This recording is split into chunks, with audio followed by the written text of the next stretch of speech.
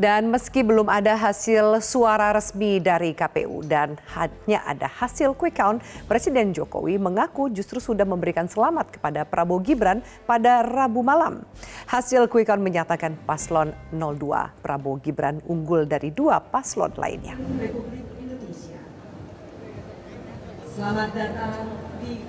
Presiden menilai hasil quick count adalah metode penghitungan ilmiah. Kendati demikian, Presiden mengajak setiap pihak untuk bersabar dan tetap menunggu hasil hitung resmi KPU.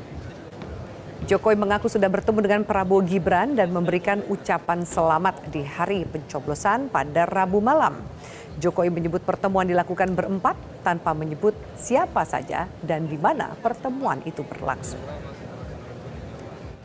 Hasil penghitungan quick count itu adalah metode penghitungan yang ilmiah, tetapi apapun kita harus menunggu hasil resmi dari KPU. Jadi sabar. Tapi Pak sudah berkomunikasi belum Pak? Ojo ke susu. Sabar. Kasih selamat belum Pak? Kasih selamat belum ke Pak Prabowo dan Mas Gibran? Udah, selamat itu. Telepon ya Pak?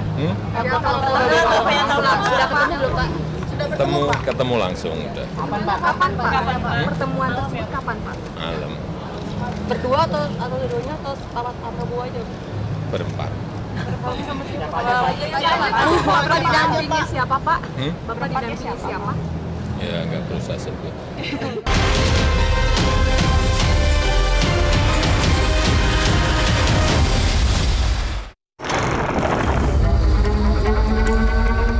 Mondar-mandir ke berbagai pelosok negeri termasuk di Jawa Tengah ditengarai menjadi pertanda keberpihakan Joko Widodo pada paslon Prabowo Gibran di pemilu 2024. Kecurigaan Presiden Jokowi sengaja memotong jalur kampanye Capres Ganjar Pranowo jelang pemilu pun kian menguat.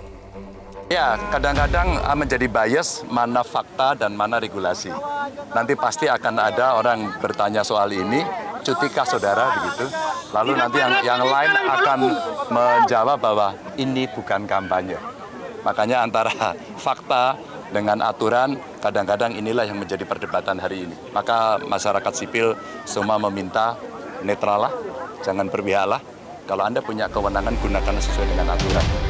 Pihak istana membenarkan Jokowi datang berkali-kali ke daerah yang sama tapi berdalih untuk memastikan jalannya program pemerintah, utamanya bantuan sosial. Itu memastikan kebutuhan pokok rakyat itu tersedia, memastikan program-program pemerintah itu berjalan, termasuk program prioritas yang terkait dengan masyarakat. Dan memang wilayah yang belum dikunjungi itu harus dikunjungi lagi supaya memastikan itu berjalan. Bagian bansos secara intensif oleh Jokowi juga menjadi sorotan. Sejumlah kalangan menilai manuver Jokowi ini sebagai upaya menarik simpati publik sekaligus menggerus elektabilitas paslon saingan Prabowo Gibran.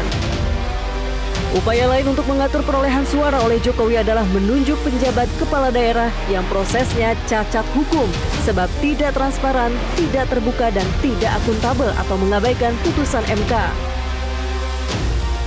Setidaknya hal itu diungkap oleh pakar hukum tata negara Ferry Amsari dalam film Dirty Vote.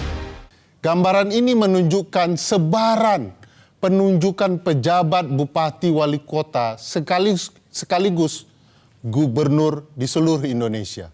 Kita bisa lihat sebaran wilayahnya. Warna merah adalah bupati dan wali kota dan orange adalah gubernur dari seluruh Indonesia. Hanya saja kalau kita lihat peran dari Pak Tito Karnavian sebagai Mendagri dan restu dari Presiden dalam penunjukan penjabat kepala daerah, pada dasarnya mereka tidak mematuhi putusan Mahkamah Konstitusi. Mahkamah menentukan bahwa proses penunjukan pejabat haruslah dilakukan secara terbuka, transparan. Mereka harus kemudian mendengarkan aspirasi pemerintah daerah dan masyarakat daerah. Tim Liputan, Metro TV.